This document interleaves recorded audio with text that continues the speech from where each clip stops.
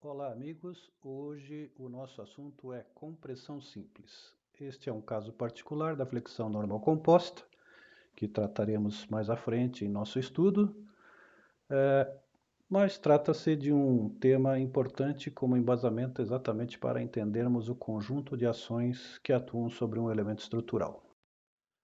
Nesse estudo nós estaremos então tendo uma introdução inicial, falaremos sobre os pilares em linhas gerais e depois o foco no tema compressão simples, observando os critérios de projeto, estado limite último, estado limite de serviço, qual seria a condicionante, né, que estaria envolvida, e complementando o assunto que nós estaremos vendo nesta videoaula, teríamos um exemplo de cálculo no material complementar a esse nosso estudo. Bom, na análise anterior, nós tratamos de tração simples. A tração simples, como nós observamos, era caracterizada por uma carga normal aplicada no centro de gravidade da seção transversal, independente da geometria dessa seção. E lá também nós já havíamos observado a questão desta carga se tornar excêntrica. Caso ela seja excêntrica, naturalmente, com esta excentricidade, nós teríamos um momento fletor e passaríamos a ter a flexotração. Isso acontece também com a compressão. Se houver uma excentricidade para a força normal de compressão, ela vai, através da excentricidade, gerar uma tendência de rotação em torno do eixo, né, de referência, neste caso o eixo Z, criando um momento fletor, que seria o caso de flexocompressão. O que nós vamos tratar inicialmente é um caso particular, onde a carga está centrada no centro de gravidade da seção transversal, caracterizando então o que nós chamamos de compressão simples, ou seja, a compressão sem a atuação dos efeitos de flexão. Naturalmente que estas questões de flexão devem ser tratadas do ponto de vista de carregamento equivalente, por isso sempre estamos falando em carga, né, e a distância em relação ao centro de gravidade que gera o momento fletor. Condição esta já aplicada nos estudos de mecânica e também de resistência dos materiais. Esses casos podem então ser subdivididos, né, do caso geral, que é o nosso caso biaxial, né, ou seja, momento nas duas direções, ou flexão composta oblíqua, a flexão com o deslocamento equivalente em uma direção apenas, né, uma flexão composta normal, e a carga centrada, né, que é o caso do nosso estudo de compressão simples. Como hipóteses básicas, né, a primeira condição a ser analisada são as tensões no concreto. Nós já vimos que é possível se trabalhar com dois diagramas, o diagrama parábola-retângulo, que é o padrão definido pela norma, mas que a mesma norma permite usar um diagrama retangular equivalente, que traz como resultante de compressão na seção transversal uma força praticamente igual à do diagrama parábola-retângulo, né, desde que atendendo às condições expressas aqui na figura. Então vamos ter o mesmo encurtamento limite para o concreto, porém, né, será transformado numa profundidade de compressão de 0,8, né, do valor correspondente à posição da linha neutra, definindo o valor da superfície comprimida para a seção retangular, enquanto, usando o diagrama parábola-retângulo, nós estaríamos partindo da linha neutra realmente definida, né, para o qual nós temos um valor em relação à fibra mais encurtada, chamada de x.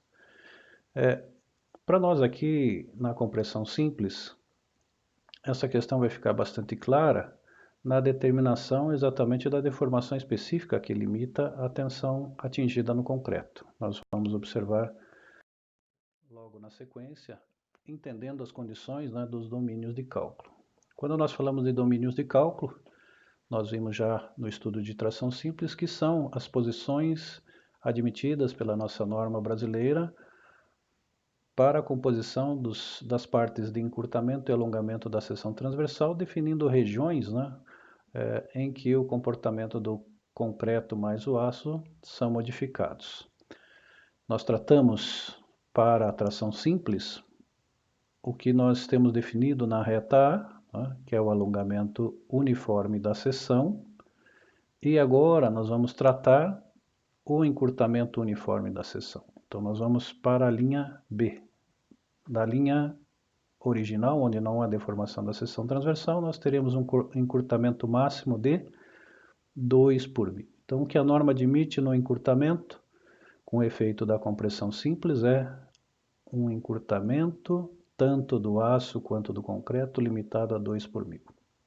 Por que há esse limite? Se nós lembrarmos da figura anterior, a limitação está associada exatamente à deformação correspondente à passagem do trecho parabólico para o trecho de tensão uniforme, onde nós caracterizamos aí a plastificação da seção de concreto.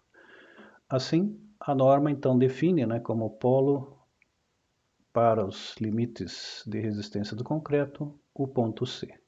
E dessa maneira, para haver uma compressão uniforme, o nosso limite estaria definido a partir desse ponto C, correspondente a essa mesma deformação específica de 2 por μ. Os outros domínios, nós vamos estudar quando estivermos avaliando os capítulos seguintes de flexão simples e flexão composta, que caracterizam o aumento do nosso estudo a partir das ações solicitantes, conforme nós vimos nas figuras iniciais. Bom, onde estão esses elementos quando nós falamos de pilares de edifícios?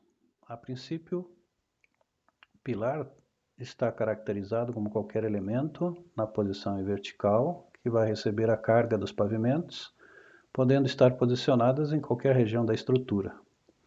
Porém, em geral, o que nós vamos encontrar é que pilares de canto vão apresentar um comportamento à flexão composta oblíqua, ou seja, o efeito da análise dos esforços internos solicitantes vai indicar a presença de momentos na ligação da viga desse sentido, daquele sentido, com um valor importante na transferência da ligação, que seria um engastamento parcial dessa viga em relação ao pilar. Dessa forma, eu vou ter momento vindo numa direção e momento vindo da outra direção, caracterizando o que nós vemos como flexão composta oblíqua. Já os pilares da lateral vão ter uma viga que passa continuamente sobre o seu topo, então o momento gerado de um vão para o outro vão transfere muito pouco momento para o pilar. Porém, transversalmente, esta outra viga termina no pilar e aqui haverá um vínculo onde essa transferência de momento torna-se mais importante. Então eu tenho um momento em uma das direções de maior intensidade e que deve ser caracterizado no dimensionamento do pilar. Aqui nós teríamos um caso que pode ser tratado como flexão composta normal ou normal composta. Já os pilares internos do edifício, eles caracterizam uma situação em que há vigas geralmente nas duas direções, mas cruzando sobre o topo do pilar. Isso pode caracterizar um comportamento muito próximo da compressão simples. Claro que isso não é uma condição definitiva e nem é o comportamento real da estrutura. A tendência é que haja momentos nas duas direções e, portanto, todos os pilares que nós citamos teriam, como cálculo mais geral, flexão normal composta.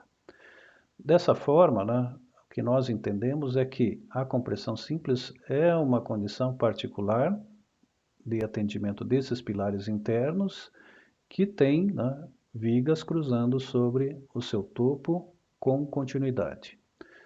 Isso poderá ser melhor caracterizado também dentro da análise das estruturas, a partir do modelo que você utiliza para a análise estrutural. Então, se você utilizar um modelo simplificado com vigas contínuas, isso se aproximará mais dessa condição sugerida aqui da compressão simples.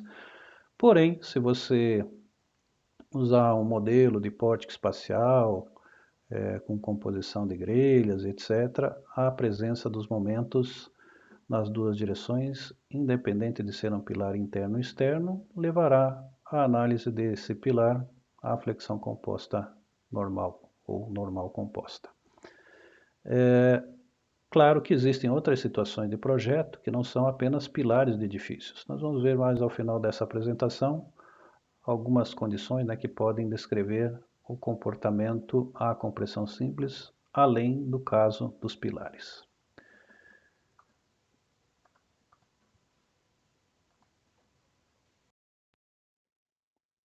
Então, para a condição de projeto, nós vamos ter carregamentos dos pilares possíveis a uma carga normal, que aí poderia ser também de tração, né? E isso levaria a esse pilar ter comportamento de tirante, ou geralmente de compressão.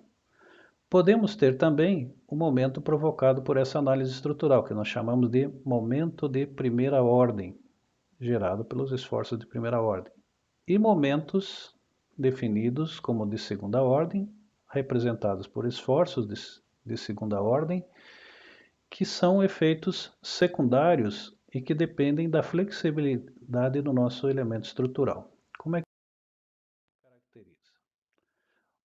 O efeito de segunda ordem é o efeito provocado pelo deslocamento inicial. Então, tomemos aqui esta figura A como referência, com uma carga excêntrica, mas ela também poderia ser uma carga centrada, né?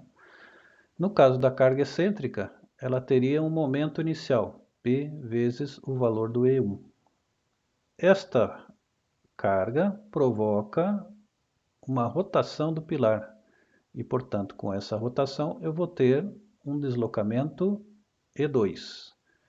Então, o momento gerado na base final é P vezes E1, né?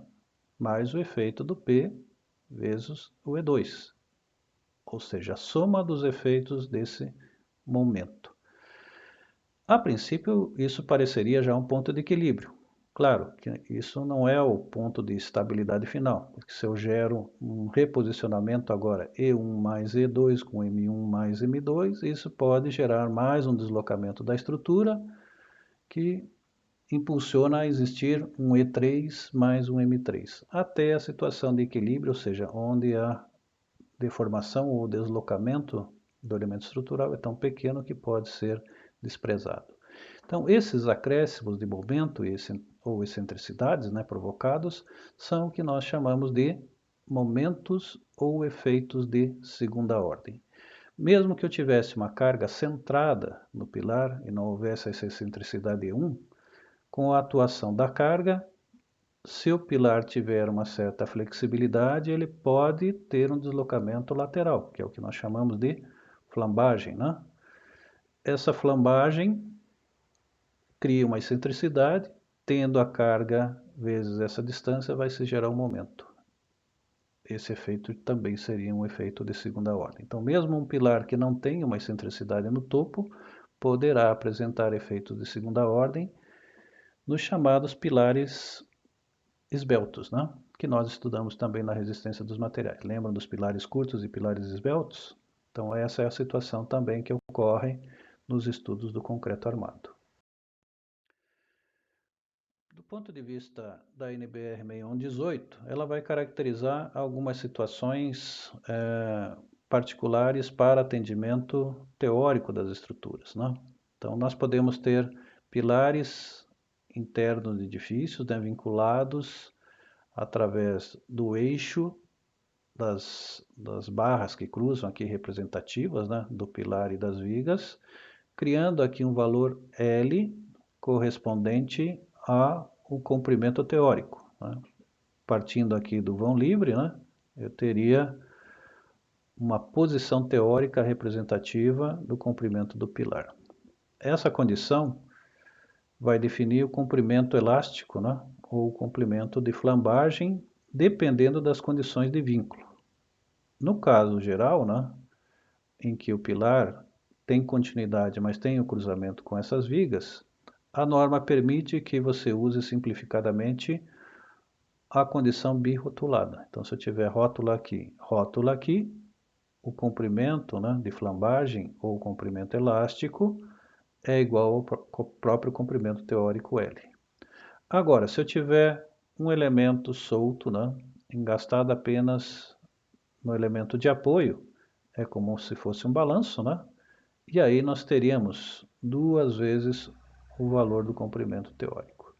Essa condição é muito similar ao que nós estudamos também em resistência dos materiais, O que nós não vamos observar aqui em concreto armado é a utilização de comprimentos teóricos correspondentes a engastamento e rótula ou biengastado, porque são situações onde a eventual rotação do elemento em relação ao elemento de apoio pode alterar a condição do comprimento elástico, que seria reduzido, né, nesses casos 0,5 a 0,7 de L, e portanto uma falha na condição de vínculo poderia gerar então esta alteração do comprimento teórico de flambagem.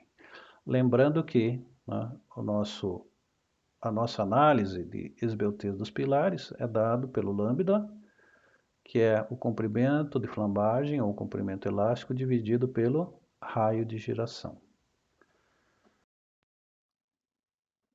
No caso dos pilares retangulares, essa análise pode ser tratada já de maneira bastante simples, né? Então, se nós lembrarmos que o momento de inércia sobre a área elevado a meio, ou tirando sua raiz, né, é o nosso raio de giração, basta nós pegarmos esses dois parâmetros da seção retangular, ou seja, inércia BH ao cubo sobre 12 e área BH, nós vamos conseguir simplificar, né, os valores de B e vamos ficar com H ao quadrado, né, caracterizando uma relação do H sobre 12, né, que nos permite, então, também, tirando da raiz o 12, obter o valor do 3,46. Como o I vai na parte inferior, seria H sobre 3,46 vezes o comprimento de flambagem. Então, isso vale para seção retangular. Qual o valor da medida da seção que eu vou tomar? Lembrando aqui que o BH ao cubo sobre 12, né? Eu tenho uma medida que é elevada ao cubo, é o valor do H. Então, eu vou pegar o H correspondente à menor inércia da seção transversal. Essa menor inércia é correspondente, então, ao menor valor de H. Isto quando o LE é igual nas duas direções. Quando o LE é diferente nas duas direções, nós podemos ter vigas intermediárias em uma direção e na outra não.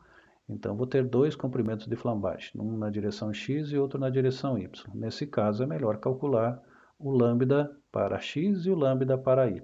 E comparar, claro, com o lambda limite, que irá separar os pilares curtos dos pilares esbeltos. No caso da seção circular, o procedimento é o mesmo, né?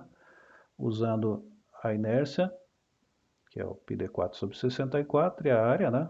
πd2 sobre 4, nós vamos achar 16, tiro a raiz, de 16 acho o valor 4, né?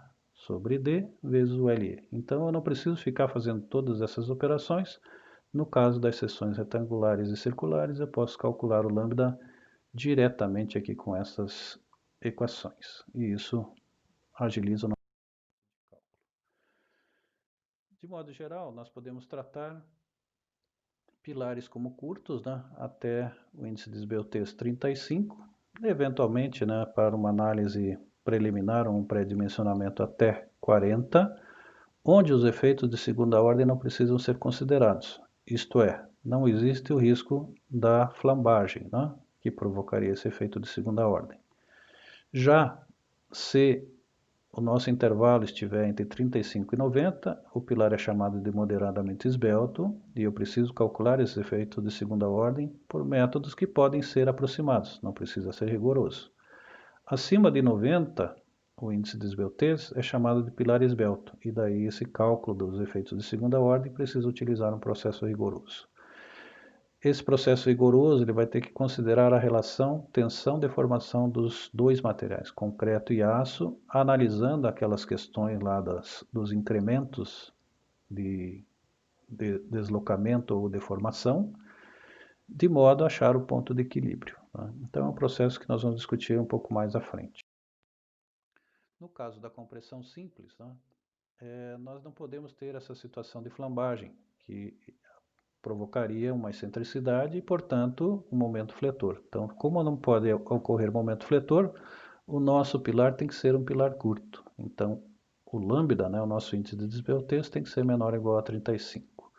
A carga não pode ter excentricidade inicial. ela tem que estar centrada, né? Então, por exemplo, pilares que têm consolo, como os pilares de pré-moldados, não podem ser calculados a compressão simples. Além disso, não pode ser um pilar que sofra ação da carga do vento, porque a própria carga do vento é uma carga transversal que vai gerar uma flexão no elemento estrutural. Em geral, então, como nós já citamos, essas condições podem ser aceitáveis para pilares internos em edifícios de poucos pavimentos. Edifícios de muitos pavimentos, a ação do vento acaba sendo importante e, com isso, a análise já vai gerar esforços provenientes do vento, provocando flexão no elemento estrutural. A condição de equilíbrio para a compressão simples é muito parecida com a que nós vimos para a tração simples, né? Então, nós vamos ter um elemento representativo aqui como seção retangular, B por A, com uma armadura longitudinal resistente, disposta de maneira simétrica em relação ao centro de gravidade, né? Naturalmente com seus estribos, com seu comprimento lá de espera para o lance seguinte, que estará sofrendo um encurtamento ΔL para o seu comprimento inicial L0. ΔL sobre L0 é o nosso epsilon, né? A nossa deformação específica da seção transversal. Dentro da nossa análise lá dos estados limites últimos, né, que nós vimos, então aquele epsilon que nós estamos definindo ali está limitado a 2 por 1000, ou seja, este valor está fixo pela NBR 6118 e é a nossa condição então de análise da resistência dos nossos dois materiais, aço e concreto. Então, partindo aí dessa chave do concreto armado, como nós vimos já anteriormente, né, nós vamos poder resolver a questão da seção. Então, se eu posso atingir o efeito até 2 por 1000, né, na verdade, a tensão que nós vamos ter atuante, seja usando o diagrama parábola retângulo, seja usando o diagrama retangular aproximado, é o correspondente a este nível de patamar que nós temos aqui, né, onde a referência, né, correspondente à parte constante é o valor do FCD, a resistência à compressão de projeto do concreto, que nós já conhecemos e é obtido como o FCK sobre γc. Aqui, nestas equações da compressão simples, nós já estamos colocando um fator de correção 0,85. Esse é chamado efeito Ricci. Esse valor ele pode ser 0,8 ou 0,85. Será 0,8 apenas quando a seção tiver, a partir da linha neutra, uma variação, né, para o lado do encurtamento, com a redução da largura da seção. Então, se a seção é retangular constante ou tem uma largura aumentando em relação à linha neutra para o lado que está sendo comprimido, o valor será reduzido para 0,8. Nos casos gerais, né, o que se tem utilizado é, na compressão simples, como a compressão é integral na seção, é aplicar diretamente 0,85 do FCD. Este 0,8 ele será muito mais importante quando nós tratarmos de elementos solicitados da flexão, tá? Então, não é uma preocupação agora na compressão simples. Ele será importante no próximo capítulo. Bom, voltando aqui à nossa condição de equilíbrio, nós temos aqui, então, o nosso pilar agora.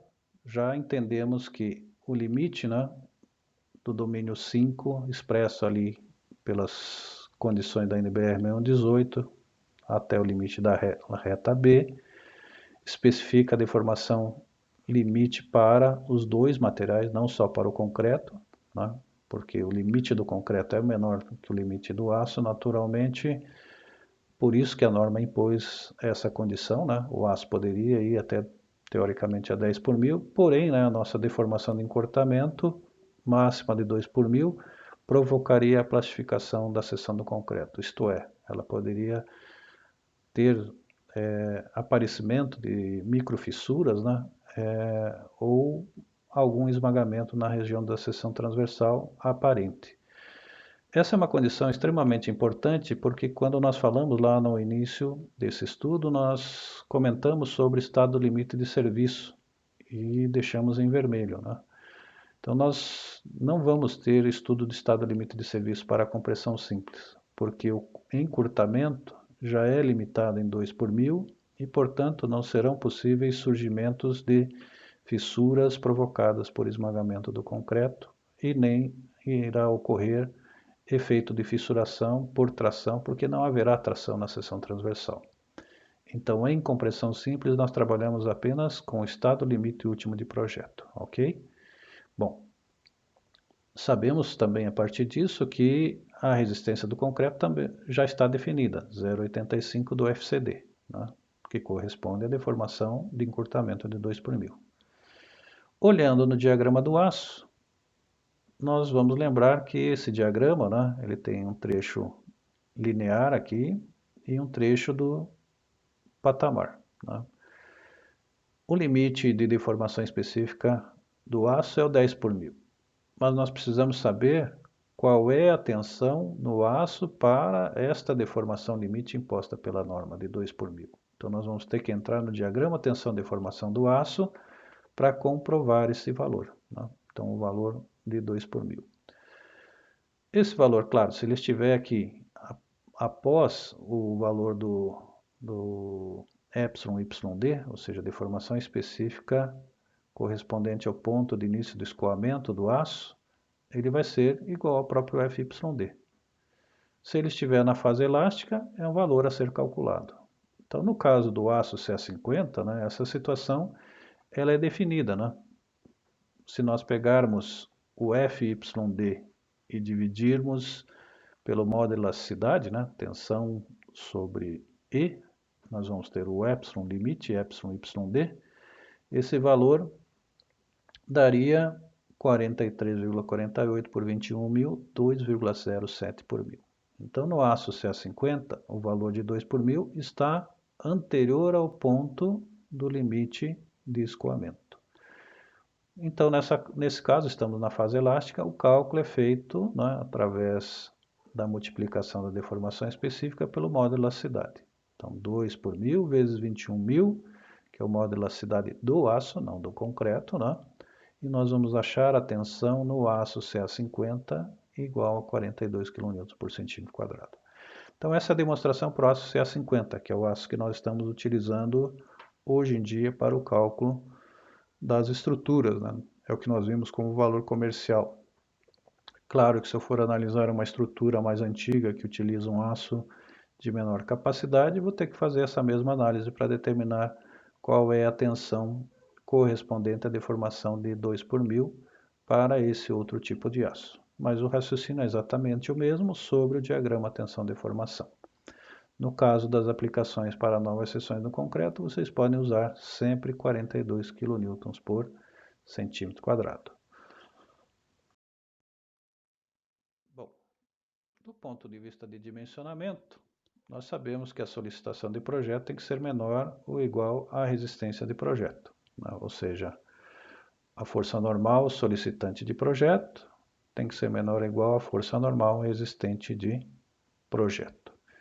Dessa forma, a carga de estado limite último, né, poderá ser aplicada em duas condições. Se nós igualarmos, né, o ND solicitante do estado limite último com o ND resistente, nós vamos ter a possibilidade de dimensionar a armadura. No caso que nós calculamos o ND solicitante do estado limite último e comparamos com o ND resistente, eu tenho o que nós chamamos de caso de verificação de estabilidade ou verificação de segurança. Essa segunda situação vai ocorrer quando eu tenho um pilar existente, que já tem lá seção transversal, tem armadura, conheço a resistência do concreto, conheço a resistência do aço, e eu quero saber se ele resiste a uma carga atuante ou uma nova carga atuante, né? Bom, partindo então dessas premissas que nós vimos, né, a nossa seção transversal estaria sendo solicitada por uma força normal. Essa força normal estaria distribuída para a parcela do aço, né, como componentes RS, e para a parcela do concreto como componente RC, com encurtamentos de 2 por mil, com a tensão no concreto igual a 0,85 FCD, e para a tensão do aço variável conforme o tipo do aço, mas no caso do aço CA50, como nós vimos, 42 kN por centímetro quadrado. Fazendo aqui o equilíbrio através dessas equações, nós teríamos a solicitação, ND, é igual à soma, né, das parcelas resistentes do aço mais a parcela resistente do concreto.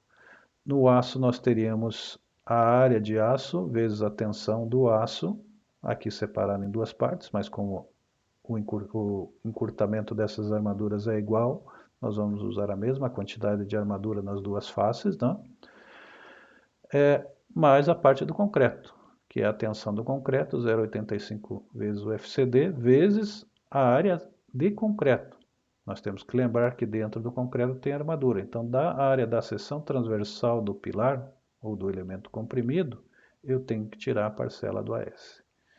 Com isso, somando aqui a S1 mais a S2, vamos ter a S vezes a tensão do aço, mais 0,85 vezes FCD, que é a tensão no concreto, vezes a área da seção transversal integral do pilar, ou do elemento estrutural, menos a área de aço interna, tá?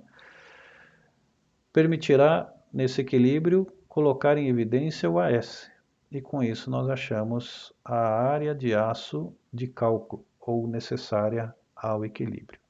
Claro, aqui já colocamos num formato de solução em AS. Eu até não costumo usar nesse formato, eu prefiro usar esse formato anterior aqui, né, pensando sempre solicitação, área de aço vezes a sua tensão, tensão do concreto vezes a quantidade de concreto, e depois simplesmente eu resolvo essas operações e deixo em evidência o AS. Mas é opcional, se quiserem, claro, já usar direto essa equação, isso facilita, mas tem que lembrar, né, da equação desse formato. Lembrando ainda que, no caso da compressão, ou seja, no caso dos pilares, há, além da parte que nós caracterizamos como análise de estados limites últimos de projeto, que é os valores característicos vezes as majorações, né, dados pelos critérios de ponderação da norma, né, que definem aqui o que nós tratamos, né? Então, isso aqui é o que nós aprendemos a fazer no estado limite último, né? Então, isso aqui é o que nós usamos do LU, representado de maneira simplificada, né? Então, isso aqui é o nosso cálculo lá do NGK vezes gama GK mais a somatória do NQ1K mais a somatória dos demais parcelas de ações acidentais ponderadas pelo fator de combinação, né? Aqui entrou um outro parâmetro, gama N. Esse gama N vai fazer uma correção para seções de menor largura do elemento estrutural. Então, elementos que tiverem dimensão menor que 19 centímetros sofrerão uma majoração gama N. Nós já veremos à frente qual é esse valor, né? E a área da seção transversal total é o A pelo B, ou seja, uma medida pela outra, simples assim, sem maiores dificuldades. Lembrando aqui, né, do FS02 que nós já calculamos anteriormente. Então, em relação às dimensões, né, como nós estamos citando esse gama N, elas são prescrições da NBR 6118 de 2014. Essa NBR recomenda que as dimensões da seção transversal sejam no mínimo iguais a 19 centímetros. Então, poderia ter uma seção de 19 por 19. Mas, excepcionalmente, a norma permite que você reduza uma das duas dimensões para até 14 centímetros. Então, posso ter 19, 18, 17, 16, 15, 14, tá? Até este limite, desde que a seção transversal do pilar ou do elemento estrutural não seja menor do que 360 centímetros quadrados. Então, se eu reduzir a medida abaixo de 19, usar 18 ou 17, eu devo observar a alteração da outra medida, de modo que eu tenha uma área mínima de 360 centímetros quadrados. Caso você utilize essa condição, né, de dimensão menor ou igual a 19 centímetros, você deverá majorar aquela carga do estado limite último por esse fator γ-N. Então, o valor né? Quanto menor a seção transversal adotada, maior será essa ponderação. Basicamente, a forma que rege isso, né? A fórmula que rege isso está descrita aqui embaixo, mas na própria norma ela já vem com os coeficientes a serem aplicados. Então, se eu usar a seção transversal de 14 centímetros, que é muito comum nós usarmos quando fazemos projetos para residências, né, ou sobrados, eu tenho que, além das ponderações do estado limite último, multiplicar os valores por 1,25. Tá? Então, isso parece uma penalização, mas a norma aqui está preocupada com uma condição de execução que nas obras, principalmente desse porte, né, de menor porte, onde se usam essas dimensões, apresentam grande dificuldade de concretagem, além da eficiência das armaduras ser reduzida. Né? Então, se nós tomarmos como referência 14 centímetros e pegarmos o menor cobrimento, né, que nós podemos usar para a classe de agressividade 1, que seria 2,5 centímetros, nós vamos tirar 5 centímetros dos 14 centímetros, sobrando apenas 9 centímetros. 9 centímetros até a primeira armadura, que é o estribo. Se nós usarmos 5 milímetros de estribo, ou seja, 5 milímetros em cada lado, né, da armadura longitudinal, nós vamos tirar mais 1 centímetro. Então, da face externa da armadura longitudinal, nós temos uma distância de 8 centímetros. Se eu usar o menor diâmetro possível para a armadura longitudinal, que é 10 milímetros, eu tiro mais 2 centímetros de cada lado, e vou sobrar entre as armaduras apenas 6 centímetros. Então, essa pequena distância entre as armaduras para um elemento vertical, né, que nós temos que concretar, geralmente apresenta grande dificuldade de vibração e pode gerar, então, problemas com os ninhos de concretagem, que nós chamamos de bicheiras, né? E isso também tem um efeito prejudicial. Além disso, né, eventuais problemas de excentricidade ou ainda de choques, né, que possam ser provocados transversalmente ao pilar, seja durante a execução da obra, ou seja na colocação de móveis ou alguma coisa assim, que é um efeito de flexão transversal, né, mas excepcional, a armadura prevista longitudinalmente não teria nenhum coeficiente de segurança, né, associado a um efeito desse tipo. Então, nós não consideramos necessariamente essas ações em projeto para o caso de edifícios, né, mas a norma já prevê essas condições de dificuldade de execução desses elementos estruturais, criando então um acréscimo provável de armadura para a compensação da qualidade de concreto nesta execução. Eu coloquei aqui outros dois valores, 13 e 12 centímetros, que eram os valores permitidos antes da NBR 6118 de 2014. Então, anteriormente era possível usar seções até 12 centímetros de largura e o coeficiente ia até 1,35. Agora, com a alteração de 2014, esses valores, 13 e 12 centímetros, não devem ser mais utilizados. Ainda segundo a NBR 6118, nós devemos ter uma área mínima de aço, né? Uma área de seção transversal de aço integral na seção deve atender esses dois limites: 0,4% da área de concreto. Aqui, essa área de concreto seria relativamente preciosista, nós estaríamos descontando a área de aço, né? Mas, em geral, o que se prescreve é usar a área da seção transversal. Então, se o pilar tem 14 por 30, é esse valor que nós usamos, não vamos descontar, porque isso reduziria um pouquinho o valor do AS mínimo, mas muito pouco. Então, nós multiplicamos pela área da seção que compreende o pilar, o elemento estrutural.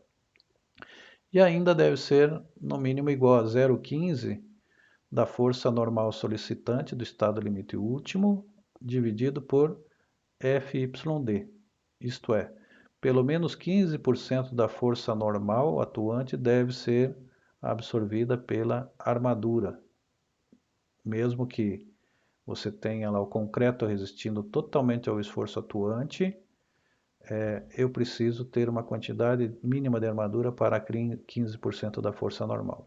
Isto leva em consideração os possíveis efeitos de flexão, né, as condições também de ações transversais, e o próprio comportamento, né, do concreto armado, né, a partir do critério de dutibilidade que nós comentamos anteriormente. Ou seja, o concreto por si só, ele é um material frágil. Quando nós colocamos a armadura, o seu comportamento torna-se dútil, né? Então, o aço é importante dentro da seção transversal. E essa é uma imposição, então, da norma preocupada com essa situação. As duas imposições, né, estão dentro desse. Por outro lado, nós também não podemos calcular a quantidade de aço infinitamente e de repente nós não termos quase concreto na seção transversal, né? Vamos enchendo, enchendo de aço, daqui a pouco tem lá 50% de aço, 50% de concreto. Isso vai provocar uma situação que o concreto não vai conseguir envolver a armadura e com isso nós não vamos ter as transferências dos esforços por aderência, como nós vimos que é necessário para um comportamento homogêneo, né, e uniforme nas deformações para os dois materiais. Então, o limite máximo, chamada também de taxa máxima de armadura, nós já vimos essa representação, né, o ρ, ele é de 8%. Então, posso ter no máximo 8% de aço em relação à quantidade de concreto.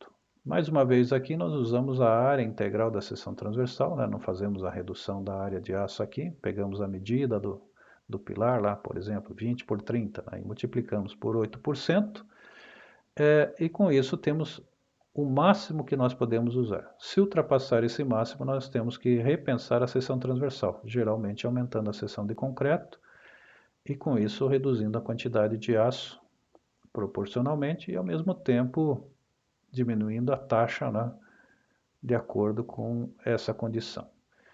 Deve ser lembrado também, né, que esse limite máximo de 8% de taxa de armadura é em todas as seções do pilar.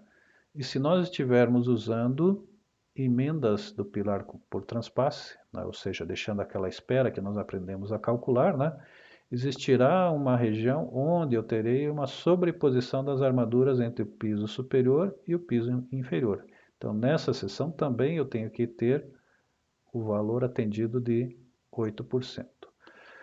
Um método que nós usamos para evitar, né, que as contas, né, precisem ser mais precisas, ou seja, eu calcule a taxa da armadura de cima e some com a taxa da armadura de baixo para ver se não ultrapassa 8%, é analisar cada lance, ou seja, aqui no meio do lance, limitado em vez de 8% a 4%, né? Porque se atendeu aqui 4%, atendeu aqui 4%, aqui também no máximo vai atingir 8%, né? Então, geralmente nós fazemos a análise da taxa máxima de armadura ou área máxima de armadura na seção transversal, atendendo 4% quando usamos emendas por transpasse. Além disso, no caso dos pilares, nós temos algumas exigências. Nós vimos também no caso dos tirantes que haviam exigências, né? Mas no caso dos pilares, essas exigências têm algumas importâncias ainda complementares, né? Então, além do parâmetro que nós já conhecemos, né, do comprimento necessário à espera, nos lances seguintes, se usarmos emenda por transpasse, na disposição da armadura longitudinal, nós vamos ter que atender algumas condições, né? Então, essa armadura principal, ela deve ter um diâmetro mínimo de 10 milímetros, né?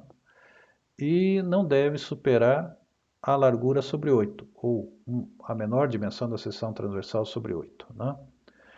O espaçamento da armadura longitudinal deve atender os requisitos de norma, né, para qualquer espaçamento de armadura, ou seja, deve ser no mínimo de 2 centímetros, o próprio diâmetro da armadura e 1,2 vezes a dimensão máxima, né?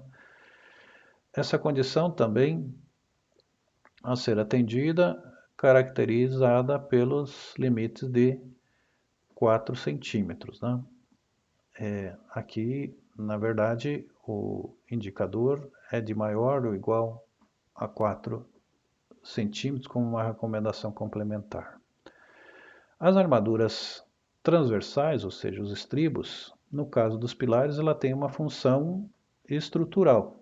No tirante, nós vimos que o uso poderia ser de estribos de 5 milímetros a cada 30 centímetros e ponto final. Uma armadura para facilitar a montagem, né, e a execução do próprio tirante. No caso dos pilares, esta disposição da armadura transversal, apesar de não se ter um cálculo dos esforços, está associada com a mudança de direção das forças internas, além da contenção da armadura longitudinal. Nós já veremos esse efeito. Então, para essa situação, a norma vai impor, apesar de não ser calculado um esforço diretamente nos estribos, que você utilize um diâmetro mínimo de 5 milímetros e esse diâmetro seja maior ou igual ao diâmetro da armadura longitudinal sobre 4. Ou seja, se eu usar uma armadura longitudinal, tá, de 20 milímetros por 4, daria ainda 5 milímetros. Acima de 20 milímetros, eu tenho que mudar o diâmetro do estribo. Já quanto ao espaçamento, ele tem um espaçamento mínimo de 7 centímetros, mas ele não deve ser superior às medidas da seção transversal. Então, se eu tiver lá a seção transversal de 15 por 20, então não pode ser maior que 15 centímetros, né? 12 vezes o diâmetro da armadura longitudinal, ou seja, se for uma barra de 10 milímetros, o espaçamento máximo será de 12 centímetros, e não deve ser superior a 20 centímetros. Então, essas condições, né, aparentemente colocadas aí como uma imposição da NBR ou desportiva, elas têm uma questão muito importante por trás disso, né? Enquanto nós tínhamos na armadura tracionada dos tirantes o alongamento da armadura, né? Então, estou puxando essa armadura, e esse efeito tende a linearizar as barras longitudinais. Quando eu tenho o efeito contrário de compressão, a tendência da armadura longitudinal, né, é sair no movimento externo do concreto. Eu estou encurtando ela, né, e a tendência dela é de se movimentar lateralmente. Esse movimento lateral é o que nós chamamos de flambagem das armaduras. Não tem nada a ver com a flambagem do pilar, né? A flambagem do pilar está associada ao índice de esbeltez do pilar, né? As seções transversais e o comprimento do pilar. Aqui nós temos associado a isso o espaçamento dos estribos. Então eu vou colocar estribos com espaçamento menor para conter esta possibilidade da flambagem das armaduras longitudinais. Esse é um item extremamente importante, inclusive já caiu em alguns concursos públicos, né, para se explicar o que é a flambagem das armaduras, né? E também já ocorreram alguns acidentes em edifícios, principalmente em situações de manutenção, onde o pessoal foi lá e cortou, né, os estribos existentes. Principalmente em edifícios mais antigos, onde os estribos que eram utilizados tinham diâmetro menores, exatamente porque o pessoal não tinha percebido, né, esse comportamento dos esforços transversais gerados, né, pela flambagem das armaduras. O pessoal permitia usar espaçamentos maiores e estribos menores. Então era muito comum usar, mesmo em prédios, estribos de 3,4 milímetros espaçados a cada 30. Um acidente aqui na nossa região aconteceu aí no final da década de 90, um edifício no bairro ali do Batel, um prédio que apresentava na parte inferior, no nível do térreo, né, uma região toda de vidro, né, e estavam fazendo o tratamento das armaduras dos pilares no subsolo, e o pessoal, nessa manutenção do subsolo, sem maiores cuidados, acabou cortando os estribos. Com isso, a armadura flambou e o prédio desceu ali naquela região em torno de 20 centímetros. Por sorte, esse prédio tinha uma concepção estrutural que permitiu o rearranjo dos esforços e o prédio não caiu, mas todos os vidros, né, desta parte do térreo acabaram explodindo, né? Nos pavimentos as janelas ficaram travadas, as portas também travaram, e por muita sorte ninguém se feriu, né? Porém gerou aí um grande transtorno e a necessidade de um reforço no edifício. Aí tem uma história mais longa, né, das dificuldades que foram encontradas, dos erros de execução, mas isso é um caso para ser discutido em uma outra oportunidade. O que nós queremos dizer é que realmente, o uso dos estribos, de acordo com as prescrições normativas, é essencial para a manutenção do equilíbrio dos pilares, tanto a compressão simples quanto a flexocompressão, seja a flexocompressão normal ou composta, que nós ainda vamos estudar, mas falou em pilar, use-se os critérios de armaduras transversais correspondentes à norma, a fim de evitar esse tipo de acidente.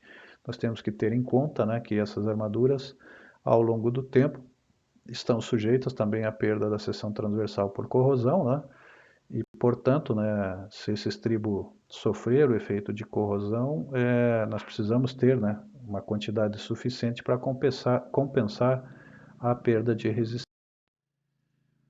Para ilustrar de maneira complementar, né, o que nós comentamos, né, sobre a aplicação da compressão simples, aqui nós temos uma imagem de uma estrutura, né, com pilares de extremidades, com pequenos balanços aqui, que já dá uma compensação no efeito transversal. Porém, ainda aqui nós teríamos possivelmente algum momento transferido para o pilar, né, funcionando como um pilar de face. Mas vejam esse pilar de centro, né, nós temos duas vigas cruzando sobre o pilar de maneira bem centrada, né, o que possivelmente permite uma análise desses pilares à compressão simples.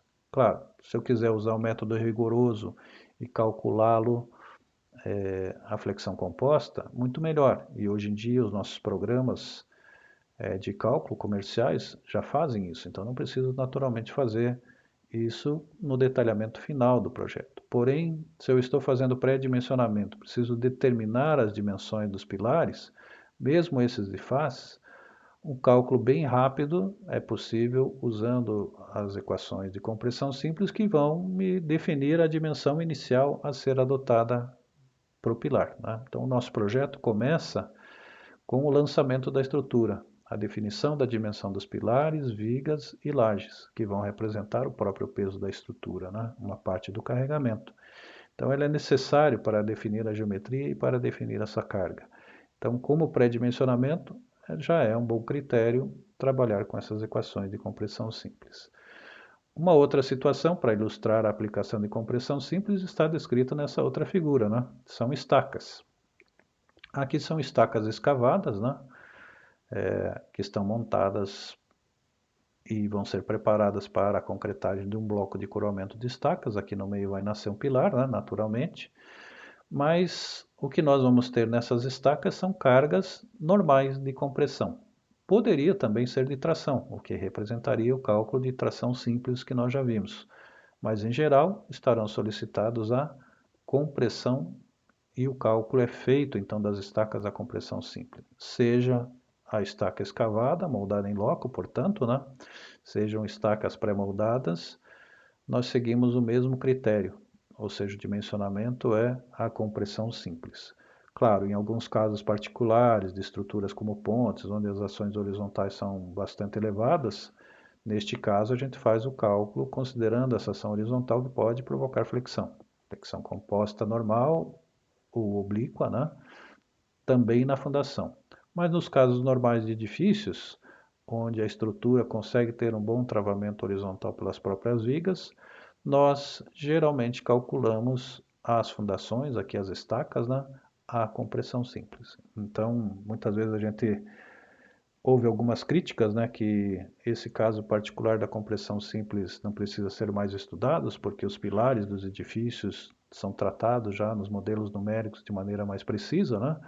Mas alguns elementos que não fazem necessariamente parte da estrutura ou da superestrutura, né, que está acima do solo, nós temos elementos de fundações que ainda usam esse princípio, esse conceito, e que nós precisamos entender porque se trata do cálculo resistente do concreto armado. Claro, as estacas têm o cálculo geotécnico também, que tem uma relação da interface, né, do concreto em contato com o solo, porém ela deve garantir a resistência também do ponto de vista de concreto armado, ou ainda, né, se for com aço protendido, de concreto protendido. Mas os conceitos da compressão simples são válidos aqui também. Os materiais complementares serão passados na sequência, né? E Para que vocês entendam como funciona essa aplicação, né, recomendo que já na sequência acompanhem daí a nossa apresentação da solução de um exemplo de um pilar sujeito à compressão simples. Um abraço a todos.